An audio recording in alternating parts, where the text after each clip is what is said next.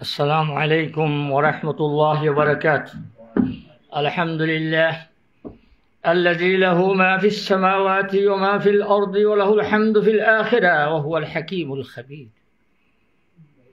والصلاة والسلام على سيد المرسلين خاتم النبيين نبي الهدى والرحمة نبي التوبة نبي الملحمة وعلى آله الطيبين الطاهرين وعلى أصحابه الأخيار الأبرار وعلى من تبعهم بإحسان إلى يوم الدين. أما بعد، فأعوذ بالله من الشيطان الرجيم. بسم الله الرحمن الرحيم. وما آتاكم الرسول فخذوه وما نهاكم عنه فانتهوا.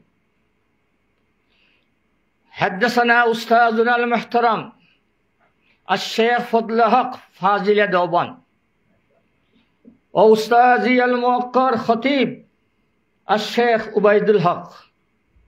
قال حدثنا شيخ الإسلام حسين أحمد مدني قال حدثنا شيخ الهند محمود الحسن قال حدثنا رشيد أحمد غنگوي شيخ رشيد أحمد غنگوي قال حدثنا الشيخ شاه عبد الغني المجددي الدهلوي قال حدثنا الشيخ شاه محمد إسحاق الدهلوي قال حدثنا شيخ شاه عبد العزيز محدث الدهلوي قال حدثنا والدي المحترم الشيخ أحمد بن عبد الرحيم بن وجيه الدين المعروف بشاه ولي الله محدث الدهلوي قال حدثنا الشيخ شاه أبو طاهر محمد بن إبراهيم الكردي المدني قال حدثنا والدي الشيخ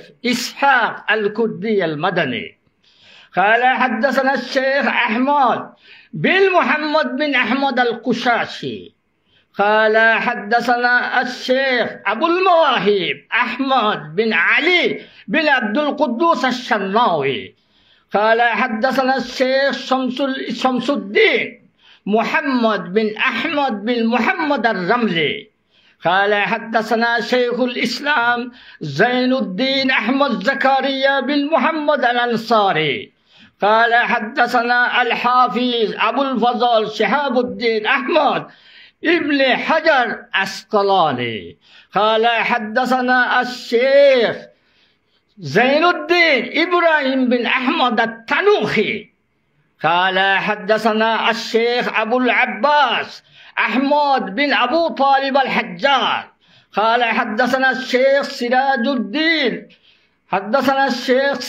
الدين الحسين بن مبارك الزبيدي الحنبلي قال حدثنا الشيخ أبو الوقت عبد الأول بن عيسى الشجزي قال حدثنا الشيخ أبو الحسن عبد الرحمن بن مظفر قال حدثنا الشيخ أبو محمد عبد الله بن أحمد السرخسي قال حدثنا الشيخ أبو عبد الله محمد بن يوسف بن مطر بن بش الفربري قال حدثنا أمير المؤمنين في الحديث ورأس المحدثين في القديم والحديث وأستاذ حفاظ الحديث الحافظ الحجة الإمام أبو عبد الله محمد بن إسماعيل بن إبراهيم بن المغيرة بن بردزبة الجوفي البخاري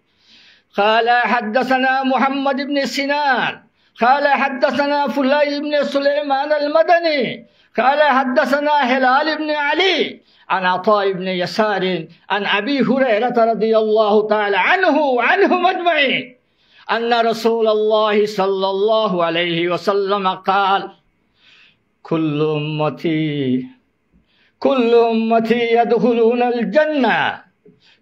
أمتي يدخلون الجنة إلا من أبى قالوا يا رسول الله ومن يأبى قال من أطاعني دخل الجنة ومن عصاني فقد أبى. وبالسند المتصل إلى أبي عيسى محمد بن عيسى الترمذي قال حدثنا ابن أبي عمر قال حدثنا سفيان قال حدثنا عبد المالك بن عمير قال حدثنا عبد الرحمن بن عبد الله بن مسعود يحدث عن أبيه عبد الله بن مسعود أن رسول الله صلى الله عليه وسلم قال نضر الله امرأ سمع مقالتي فوعاها وحفظها وبلغها كما سمعها فرب حامل فقه إلى من هو أفقه منه وفي رواية أخرى فسمعها فبلغها فرب مبلغ أعوى من سامع وفي رواية أخرى فرب حامل فقه إلى من هو أفقه منه ورب حامل فقه ليس بفقيه. هذا الحديث رواه عبد الله بن مسعود رواه زيد بن ثابت رواه أنس بن مالك رواه أبو الدرداء رواه معاذ بن جبل رواه جبير بن مطعم ستة أصحاب رواه هذا الحديث. যে হাদিসটি আমার মুহতামিম সাহেব বলেছেন 6 জন সাহাবী এই হাদিসটি বলেছেন। হযরত আনাস রাদিয়াল্লাহু তাআলা আনহু, হযরত জুবাইর ইবনে মুতঈম রাদিয়াল্লাহু তাআলা আনহু, হযরত আবু দারদা রাদিয়াল্লাহু তাআলা আনহু, হযরত মুআয ইবনে জবাল রাদিয়াল্লাহু তাআলা আনহু, হযরত যায়েদ ইবনে সাবিত রাদিয়াল্লাহু তাআলা আনহু, হযরত আব্দুল্লাহ ইবনে মাসউদ রাদিয়াল্লাহু তাআলা আনহু বলেন কি নাদ্দারাল্লাহ, আলোকিত করেন, উজ্জ্বলিত করেন আল্লাহ। যেটা বলেছেন উনি ব্যাখ্যা আমি দিচ্ছি না, আপনারা বুঝতেছেন। আমি যে জিনিসটি আপনাদের সামনে পড়েছি হাদিসটি কুল্লু উম্মতি ইয়াদখুলুনাল জান্নাহ, রাসূল বলেছেন আমার সব উম্মত বেহেশতে যাবে ইল্লা মান আবা, যে আমার সুন্নতকে ফলো করবে না সে ছাড়া। কালু ইয়া রাসূলুল্লাহ ওয়া মান ইয়াবা, হে আল্লাহর রাসূল কারা আপনারে অস্বীকার করবে? কাল, রাসূল বললেন মান আতাআনি ফাকাদ মান আতাআনি দাখালাল জান্নাহ, যে আমার আনুগত্য করবে সে বেহেশতে যাবে, ও মান আসানি ফাকাদ আবা। আমি আর কথা লম্বা না বলে আমি যে জিনিসটি বলতে চাই তোমাদেরকে উৎসাহ দেওয়ার জন্য, মুহাদ্দিসিনদের 3টা স্তর আছে। একটা স্তর হলো হাফিজ, হাফিজে হাদিস। 1 লক্ষ হাদিসকে যে সমস্ত মুহাদ্দিস সনদ সহ মুখস্থ আছে তাদেরকে বলে হাফিজে হাদিস। যেমন ইসহাক ইবনে রাহওয়ে, ইসহাক ইবনে রাহওয়ে রাহিমাহুল্লাহ, যিনি 238 হিজরিতে মারা গিয়েছিলেন, তার 1 লক্ষ হাদিস সনদ সহ মুখস্থ ছিল। হযরত আবু যরা রাহিমাহুল্লাহ, যিনি 1 লক্ষ হাদিস সনদ সহ মুখস্থ ছিল। আল্লামা ইবনে তাইমিয়া 1 লক্ষ হাদিস সনদ সহ মুখস্থ ছিল। ইবনে জুরা মারা গিয়েছেন 244 হিজরিতে এবং ইবনে তাইমিয়া মারা গিয়েছেন 728 হিজরিতে। এরপরে হাফিজে হাদিস কে ছিলেন আব্দুল্লাহ বদরুদ্দিন আইনি, ইবনে হাজার আসকালানি। ইবনে হাজার আসকালানি 852 হিজরিতে মারা গিয়েছেন, বদরুদ্দিন আইনি 850-এ মারা গিয়েছেন এবং লাস্ট হাফিজে হাদিস হল জালালউদ্দিন সুয়ুতি, তিনি 911 হিজরিতে মারা গিয়েছেন। 1 লক্ষ হাদিসকে যারা মুখস্থ করেন ওরাকে বলে হাফিজে হাদিস। 2 নম্বরে 3 লক্ষ হাদিসকে যারা মুখস্থ করতে পেরেছিলেন তাদেরকে বলে হুজ্জা। ইমাম বুখারী সাহেব হুজ্জা ছিলেন, যিনি 256 হিজরিতে মারা গিয়েছেন। ইমাম মুসলিম রাহিমাহুল্লাহ হুজ্জা ছিলেন, যিনি 264-তে মারা গিয়েছেন। ইমাম আবু দাউদ 5 লক্ষ হাদিসের হাফিজ ছিলেন, তিনি মারা গিয়েছিলেন 275 হিজরিতে। অর্থাৎ 3 লক্ষ হাদিসের হাফিজদেরকে হুজ্জা বলা হয় সনদ সহ। 10 লক্ষ হাদিসের হাফিজকে বলা হয় কি?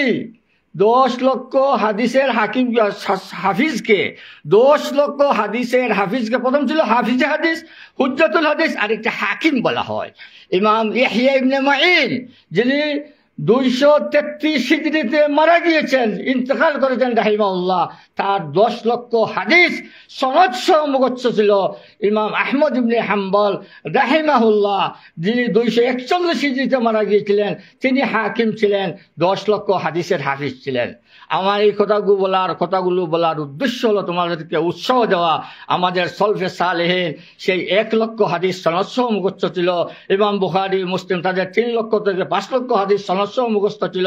ইমাম আহমদ ইবনে হাম্বল, ইয়াহইয়া ইবনে মাঈন, যাদের সমস্ত হাদিস মুখস্থ ছিল 10 লক্ষ হাদিস। এই কথাগুলো বলে আমি তোমাদেরকে ইন্সপায়ার্ড, তোমাদেরকে উৎসাহিত করছি। আর শেষ কথাটি যে বলছি, আমি এই কয়েকদিন আমি লন্ডন থেকে আসছি। লন্ডন যে ব্রিটিশ মিউজিয়াম, যেটা সারা বিশ্বের সবচেয়ে বড় মিউজিয়াম, সেই মিউজিয়ামের 3 তলায় দেখা গেল ওয়ালের মধ্যে লেখা রসুল সম্পর্কে, as a father, as a teacher, as a law giver, as a law maker, as a reformer of the society, as a commander, as a messenger, Mohammad is the superman of the world. Father হিসাবে Mohammad super, teacher হিসাবে Mohammad super, তারপরে লগিভার হিসাবে super, ল maker হিসাবে super, commander হিসাবে super, reformer হিসাবে super, age a Messenger super. শেষ কথা বলে আমি শেষ করে দিচ্ছি, আজান হয়ে গেছে। রসুলকে কেন খাতিমুন নবী বলা হলো? আটকের পরে নবী আসবেন না কি জন্য?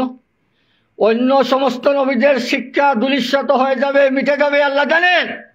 রসুলের এভরি মেসেজ, প্রত্যেকটা কথা কিয়ামত পর্যন্ত অবিকৃত থাকবে বলেই আর কোনো রসুলের কিয়ামত পর্যন্ত প্রয়োজন নাই। এই জন্য রসুল দেখবেন আয়েশা সিদ্দিকার সাথে জানাবতুর গোসল কিভাবে করছেন তারও বর্ণনা সহিহ হাদিসে আছে। রসুলটা থুতু কোন দিকে ফেলেছেন তারও বর্ণনা আছে। রসুলটা চিরুনি হাতে নিয়ে মাথার কোন দিক কি করেছেন তাও হাদিসে আছে। দুনিয়ার ভিতরে কোনো মানুষের জীবন এ ধরনের স্পষ্ট নয়। এক রসুলের জীবনকে সংরক্ষিত করার জন্য কয়েক লক্ষ রাবীদের জীবনকে সংরক্ষণ করা হয়েছে। দুনিয়ার ইতিহাসে আদম থেকে নিয়ে কোনো মানুষের জীবনের এরকম নয়। এক রসুলের জীবনকে রক্ষা করার জন্য লক্ষ লক্ষ রাবীদের জীবনকে সংরক্ষণ করা হয়েছে। এ থেকে আমরা যে জিনিসটি বুঝতে পাই, রসুলের মেসেজ কেউ মেটাতে পারবে না। যদি আপনারা হাদিস পড়েন, হাদিস ধরেন, কোরআন পড়েন, কোরআন ধরেন, তাহলে আপনারা সৌভাগ্যবান হবেন। আমি যিনি কথা বললাম, আমরা যারা স্টেজে আছি, বিশেষ করে আমার অতি শ্রদ্ধেয় দরগা মার্শাল মুহতামিম, আমারই খুবই শ্রদ্ধেয় ব্যক্তিত্ব কাদির বাজার মার্শাল মুহতামিম, ওদের সামনে আমার একটু বলা আমার জন্য বেয়াদবি হচ্ছে। আমি আপনাদের কাছে মাফি চাচ্ছি। আমার শাহ হজরত সাহেব আমার অতি শ্রদ্ধেয়, আমার সালাম মাদানী সাহেব শ্রদ্ধেয়, এদের সামনে আমার এত কথা বলা ঠিক হয় নাই। আমি ক্ষমা চেয়ে যাচ্ছি। আমি যে জিনিসটি তোমাদেরকে উৎসাহ দিতে চাচ্ছি, যে আমাদের সলফরা ছিল 1 লক্ষ হাদিসের হাফিজ, 3 লক্ষ হাদিসের হাফিজ, 5 লক্ষ হাদিসের হাফিজ, 10 লক্ষ হাদিসের হাফিজ। আর মুহাদ্দিস কারা? 20,000 হাদিসকে সনদ সহ যারা মুখস্থ করতে পারেছে তারা মুহাদ্দিস। আমরা কেউই মুহাদ্দিস না, যদিও আমাদেরকে বলা হয় শেখুল হাদিস, মুহাদ্দিস মুহাদ্দিস মুহাদ্দিস। 20,000 হাদিসকে সনদ সহ যাদের মুখস্থ আছে তারা হলাম মুহাদ্দিস। সুতরাং আমরা মুহাদ্দিসও নাই, হাফিজও নাই, হুজ্জতও নাই। এবং কোনো হাফিজে হাদিস দশম শতাব্দীর পরে কোনো হাফিজে হাদিস জন্মগ্রহণ করেন নাই, 5ম শতাব্দীর পরে কোনো হুজ্জতুল হাদিস জন্মগ্রহণ করেন নাই। আকুলু কওলি হাযা ওয়াস্তাগফিরুল্লাহ। আসসালামু আলাইকুম ওয়া রাহমাতুল্লাহি ওয়া বারাকাতুহু। শাকারাল্লাহু লিফাদিলাতিশ শাইখ ওয়া জাযাকাল্লাহু খায়রান আলা কালিমাতিহি আল-কাইয়িমা আন-নাফি'a আল-মুফিদা।